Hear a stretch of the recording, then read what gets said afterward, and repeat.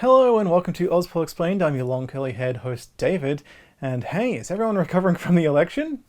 I know I am trying to. I decided to sit down, have a little unscripted discussion about election misinformation. Sometimes, hey, you're not being fed the right information, whether that's, deliberate, accidental, sometimes maybe outdated information, or in the worst case scenario, a little bit of conspiracy theories finding their way into social media. I'm going to go into a few of those and debunk them. Now, to be fair, this is just a bunch of fringe beliefs. Like, I'm not saying that any particular group believes a bunch of these things, but I think it's important to debunk misinformation anyway, because, well, if you fall for misinformation, it can be designed to spread distrust. And if you become a distrustful person, not about like a specific individual, but about institutions themselves without reason, well, you might be susceptible to even further misinformation, and then you just get kind of disconnected from what's going on in the world. So, hey, here's a few things debunked, and if you don't believe this, well,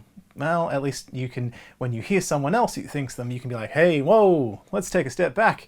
Here's some actual real information. Again, not about a policy, literally just about election misinformation. So I know that we've had a Labour victory just now. That does not mean that I think Liberal voters believe any of the things on this list. In fact, some of these things on this list are just anti-major party in general, and at least one of them is so absurd that it demonstrates that whoever believes it literally just doesn't go out and vote. Yeah, pretty sure this is not anything in particular in terms of a specific political group. These are just the terrible things you hear on the internet. So hey, welcome to this list of terrible things I read on the internet, but I can tell you why they're terrible and how they're wrong. My favourite kind of listicle. And if you haven't heard this misinformation, good for you, I'm glad. You and I live in different spaces. Okay, the first one is a big one. It is probably the most absurd one on the list. And if you asked me to come up with a list of general Australian election misinformation, this one would not have occurred to me to include until people actually tried to argue with me about it. And that is the idea that voting machines were used and switched the votes, therefore the election is rigged. Yeah. What? This isn't real, obviously. Where this comes from is the US. This is specifically more a 2020 US presidential election conspiracy theory. The idea that Dominion voting machines were used to sort of rig the election by switching votes. That was a claim that was then broadcast by Fox News that said that oh no, we're just repeating what we've heard. But then Dominion took them to court and they settled for $787.5 million. And Fox News was like, yeah, we have no proof, it's not real. Dominion did not rig the election, there is no evidence. So right off the bat, not even truth to this conspiracy theory in the country it originated from. Absolutely wild that this persists on multiple elections in Australia, despite the fact Australian federal elections don't use voting machines. The AEC had to debunk this in 2022 to be like, we're not going to use Dominion voting machines, what are you talking about? There was some misinformation floating around the internet in 2022, claiming that the AEC had published a report saying that it was going to use Dominion voting machines in the upcoming election, and that caused alarm bells in some conspiracy Facebook groups. That was not a report by the AEC. That did not say that the AEC was going to use Dominion voting machines. We do not use voting machines at polling booths for Australian federal elections. Now, to be fair, let's be at least a little bit gracious here. There are some ways that you could vote electronically. ACT, their territory elections, some of their booths do have electronic voting booths. They're not Dominion. Again, not that that's a problem. They are EVAX system, independently audited and determined. You can find certificates, you can find the data reports independently that'd be like, there is no code that would switch a vote, there is no tampering that's been involved. Like, you can find all the publicly available information about how they rigorously check these systems. New South Wales did use some electronic voting. There were some issues with the local government elections in 2021. Their iVote system failed to register like a handful of votes in like 3 different local government areas. So the New South Wales Electoral Commission took that to the Supreme Court and was like, can we have that like null and void so we can redo it again at our own expense?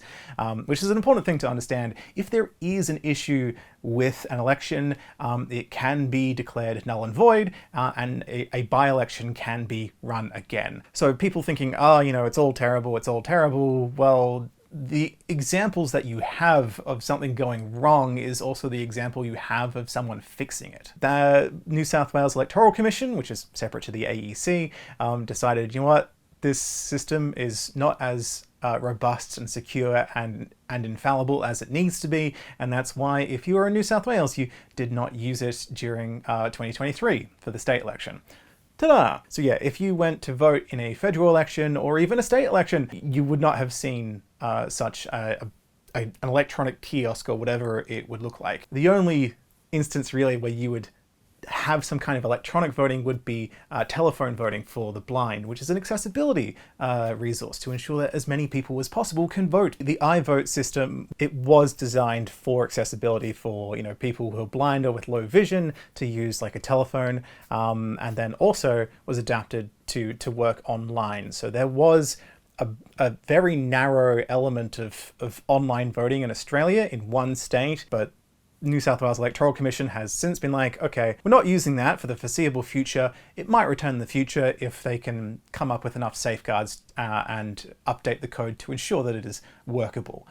So yeah, the election was not rigged from vote switching from non-existent electronic voting machines in Australia. Yeah. This is the kind of thing when it comes to the internet, is that, well, people kind of get into these echo chambers. You know, we do consume a lot of US media, there is a lot of focus on US politics, and I read comments of people commenting about Australian federal elections thinking that it's like 4 years time. It's 3 or less. Even the term length, people have this sort of American politics vibe going on. Like, so it's just kind of weird, but kind of understandable that for some reason US conspiracies end up getting inputted here. I mean, ideally they shouldn't, because one, they're completely false, but two, like, you know, it just demonstrates that there are people out there that just genuinely don't know enough about the system of politics and parliament in the country that they live in, that they are susceptible to misinformation. So that's why I think that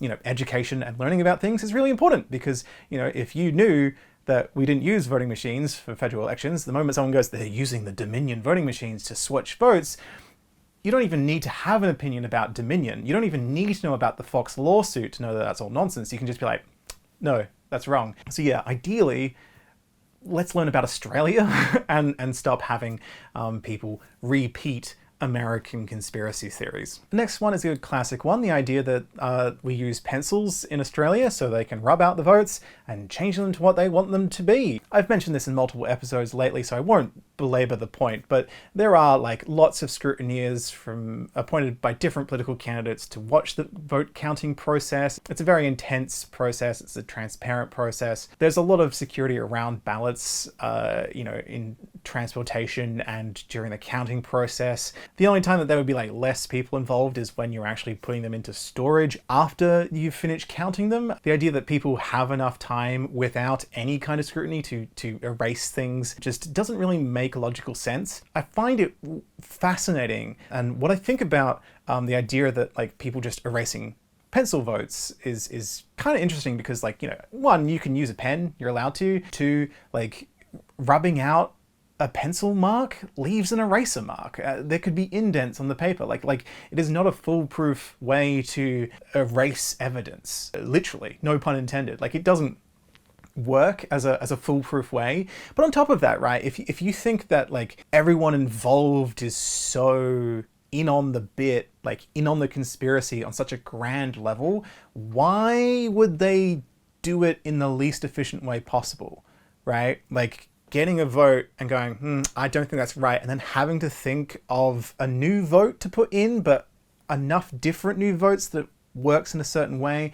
Like, surely the conspiracy, if you wanted to think that elections were rigged, surely the conspiracy should be that, you know, you put your vote into a ballot box and that ballot box never gets opened, and a new ballot box that has been pre-filled with votes that are the way that whoever is rigging this in this conspiracy wants them to be. It has way less forensic evidence and way less scrutiny, because that way you can invite people in, be like, look, we're counting the votes, and you can see how they're not being altered in front of your eyes because they've already been pre-doctored. And yet, for some reason, I just don't see that in my comments.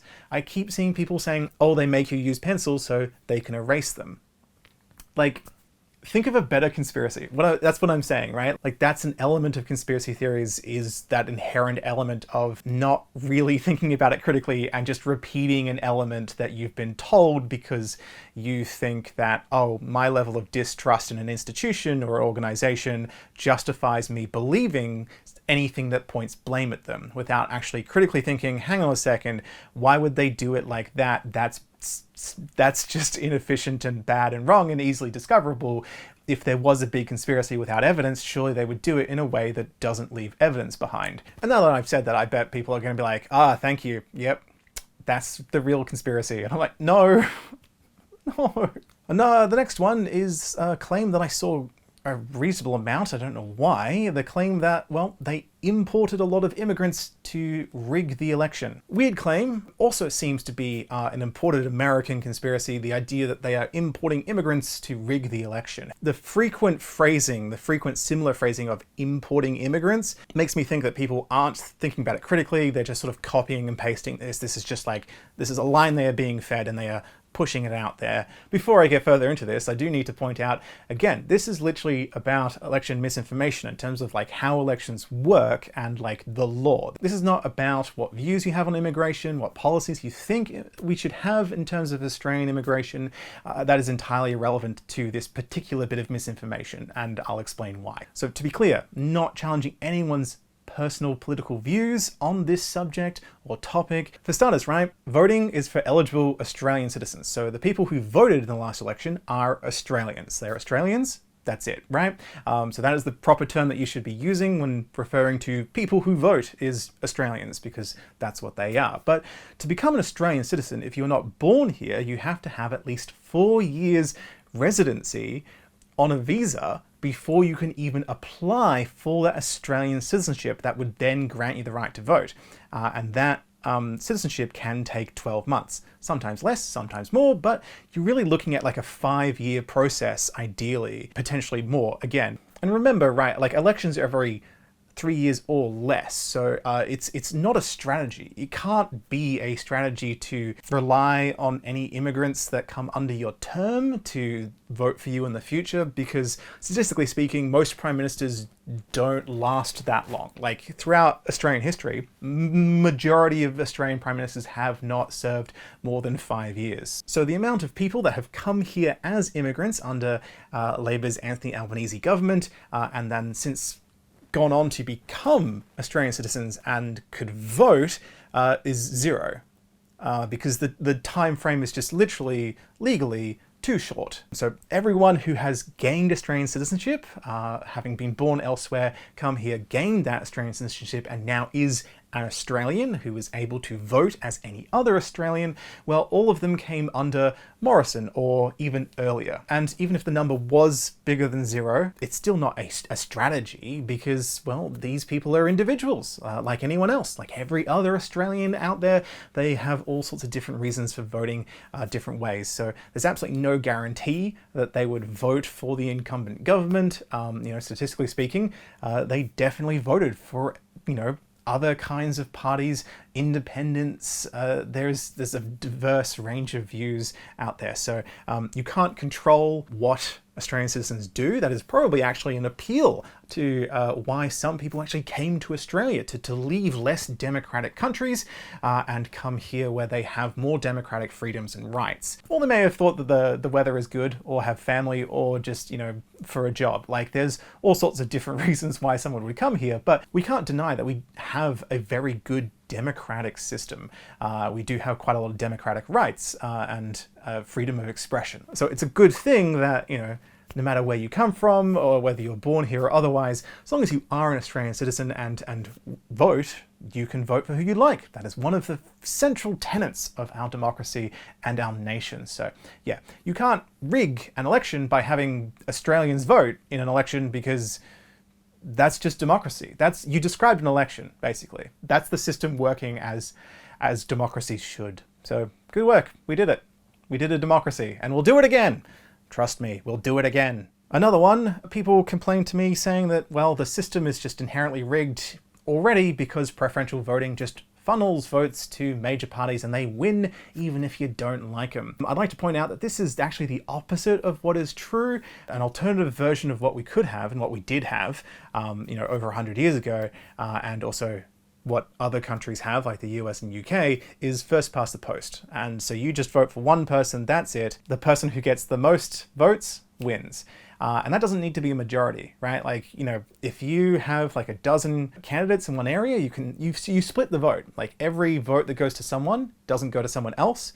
And so you split. It's very possible under a first past the post system to win with only 20% of the vote if you have enough competitors to split it. You could do that with just 6 candidates. Preferential voting solves vote splitting. It was created to solve vote splitting and encourages multiple candidates. It actually encourages minor parties and independents to compete. It actually encourages you to have a more diverse range of political options when you go to vote. So the way that preferential voting works is that you start by counting all the first preferences, and then you're like, okay, well, these people are at the top, these people at the bottom. We eliminate the least popular person and distribute their preferences until we get the amount that is required to win. So for the House of Representatives, winning 1 seat, that's more than 50%. And for the Senate is a quota. So for a Senate seat for a state in a regular election, it's 14.28%, or a territory seat is 33% of the vote. So some people are like, a bunch of political candidates are winning with only like 30-something% of the primary votes. They're phrasing it as if they only got 30% of the vote. They didn't get 30% of the vote, they got 30% of the primary vote. Your vote, even if it's a second preference, is still your vote, right? Like it's being transferred along until it finds someone who gets the necessary support to be elected. But first past the post doesn't do that. Under first past the post, you'd still get people going, they only got 30% of the vote, but they won because their competitors split their vote. They can't work together, we can't find a majority consensus. So it actually is of benefit to you if you don't like a major party for preferential voting to exist, because it gives minor parties and independents a fighting chance. Otherwise, they would be discouraged from running because people would be like, you're splitting the vote, you're undermining the best chance that someone has of actually winning this seat. And it's like, no, I'm allowed to run in this seat. If I don't win, preferences will flow somewhere, and I can have an honest attempt at trying to win over more preferences than you, instead of splitting the vote, because that way preferential voting creates that consensus. If we had first past the post instead of preferential voting, most seats would actually still go to the person who gets the most first preferences. Most seats wouldn't actually change. It's very likely that if you're in the top 1 or 2 in the first preference count, that you're going to stay in the top 1 or 2 when you get 2 preferences distributed, because you're eliminating the smaller candidates first. Some of them are going to trickle towards you every time someone smaller gets eliminated as they coalesce. But preferences do allow us to sort of go, okay, lots of people like that particular candidate, but this candidate is lower down in the first preferences, but lots of second and third preferences flow to them. So in 2022, actually 16 seats changed. The 16 seats were different thanks to preferential voting, most of which were minor parties and independents beating a major party candidate because the preferences accumulated in a way that allowed them to overcome a major party candidate that had gotten more first preference votes. So this whole idea that, it's rigged because it just benefits the major parties. No, it doesn't. It is a way to find consensus. And the thing is that major parties are major parties for a reason. The general consensus among lots of people is that, well, they like them more than they like minor parties or independents. We can see that that is not true for some particular areas, especially when it comes to the Senate, when it has both preferential voting and proportional representation, really benefits minor parties and independents to be on the crossbench. It's entirely possible for us to use preferential voting or first past the post to defeat a major party candidate and win with a minor party or an independent, but the reason why someone is a minor party member and not a major party member is because of, the public. The public chooses who they want to represent them. The system's not rigged. The public perception is mostly that, well, they want to either put a major party first or preference them in a way that benefits them. Yeah, that's not being rigged, right? The system is not the one that chooses major parties, it is the voters. The voters are choosing who they want to represent them. This is a pretty reasonable way to do it, and, well, quite a lot of people just want major party members as their representative, and some people don't. And the system allows those who don't to honestly express those that they want to represent them without risking splitting the vote. If you want the result of an election to be different, well, maybe you can get more involved and active and convince more people to vote differently. Volunteer for a candidate at the next election and help spread their word, so give them a better fighting chance. And that's what I want to inspire in you. Like, 1, don't fall for misinformation, but 2, get involved and interested. Like, if you are passionate or interested or even frustrated about politics, the solution is to get more involved, right? Like, if you want to see some kind of change, get more involved and active and actually understand how it works so you can better engage with it and get better outcomes, because democracy is about input. It is about us having a say in things, and the more people who have input and the more people who engage with our democratic institutions, the better they are, the better they reflect our collective desires and needs. So yeah, get motivated to be more interested and be more engaged and active. The final bit of misinformation that I keep seeing is the idea that parties choose your preferences, that they're buying out preferences, etc., and therefore it's rigging the election because parties are choosing where all the preference votes goes, and yeah, they're deciding together who's going to win. Not true at all. This one, to be fair, does have its origins in something that was real. Not real anymore, but was real. I don't think it's a fair way to describe it as rigging, to describe it that way, but what people are referring to is group voting tickets. So when it comes to voting in the Senate, for example, tons and tons of candidates. You can vote either above the line or below the line. Above the line is a bunch of boxes for groups or parties, and below the line is all the individual candidates. Now, it used to be from like the 1980s until before the 2016 election, there was a thing called group voting tickets, where your options were you vote below the line and fill out every single box so your vote can't be exhausted, or you vote one above the line and that doesn't give you a preference flow other than, oh, just this group. I like these candidates in this party, that's it. And the way that group voting tickets works is, well, what if your preferences get exhausted and none of the people in this list that you've marked 1 on get elected? Well, group voting tickets is, well, that party or group gets to choose where your preferences flow to. So that way that your vote carries on and is not exhausted. Now, that was a choice that voters had. It made it easier and simpler to fill out a ballot, but they abolished that before the 2016 federal election, so it has not been used in over a decade, because it meant that, well, minor parties, like really small micro parties, could work together to sort of funnel their preference flows in a certain direction. There was the Motoring Enthusiast Party. They got 0.51% of the primary vote in the 2013 Senate election, and the government was like, oh, what? That doesn't seem right. The way it works is there's this guy called Glenn Drury, and what he would do is consult with these micro parties for a fee. Basically, he's like, you know, if we work together, none of you as individuals are going to get elected based off, you know, just straight up votes, because you do have some very niche interests. Entirely valid for them to bring up whatever concerns they had in a democratic forum, but because they were rather particular, maybe single issue or like niche issues, it was very unlikely that they were going to get lots of support from the general public. And so these group voting tickets allowed them to be like, okay, the tiniest of us gets knocked out and it starts to snowball. Preferences, all those above the line preferences go that way, that way, that way, and accumulate into getting one of us in this vast sea of micro parties gets a quota and elected. Again, abolished. But also, like, we've had multiple elections since then, and yet people still say, parties are choosing your preferences. Where is a party trying to put my preferences? The answer is you put them wherever you like, basically. You can vote either above the line 1 to 6 or more, or below the line 1 to 12 or more, and your preferences go exactly as you marked them. The idea was to make it easier to fill out a ballot, because, you know, if you have to fill out every single box below the line and there's 100 boxes, there becomes a bit of an issue where you might make mistakes or repeat numbers. So it was a convenience thing, and it did help some people, but also there was some ability for parties to manipulate it in a way that some people didn't like. That also was used in some state elections. The only place that still does it as a recording is Victoria, but again, that is a choice. There's a choice for you, the voter. If you want to vote above the line, you are choosing to allow parties to choose that preference flow.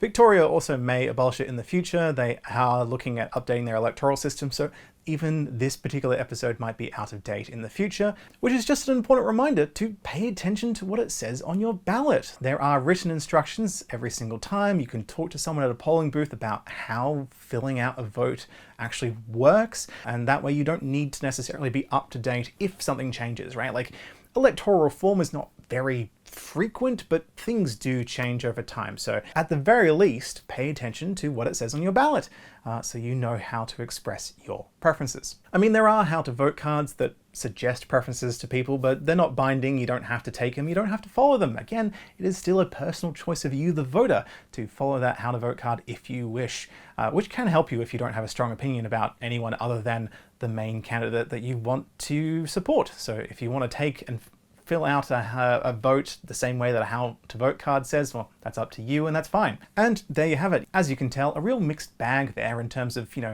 kind of conspiratorial to just, some outdated information that people should have paid a little bit more attention to. So now you can understand why I think that, hey, learning a thing or two about Australia's system of government and parliament is kind of important, so you don't get misled by all this misinformation. You can just sort of know ahead of time, oh, no, that doesn't make sense. That's what I'm here for. So feel free to share and subscribe to learn more about how Australia's political system works without any of the partisan policy element of like, you should vote this way. I don't know, you can vote however you like. I just encourage you to vote and vote correctly. And that's all from me. Comment down below the silliest thing you heard about how our electoral system works. And also, thank you so much to my supporters on Patreon. If you'd like to support me, the link is in the description. Thank you so much. I'll see you next time.